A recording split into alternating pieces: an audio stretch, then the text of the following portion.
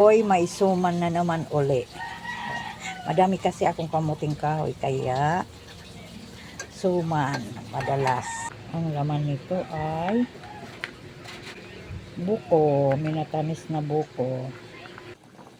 Yan ang aking kape. Partner ng aking soup.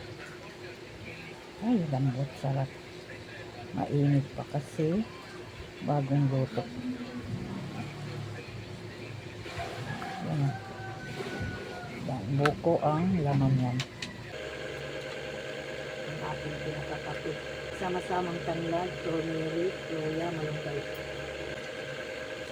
Apat lang ko na lang yan ng suman. Ginawa ko kagabi. Sa akong suman na bilanghoy na may palaman na buko. Minatamis na buko.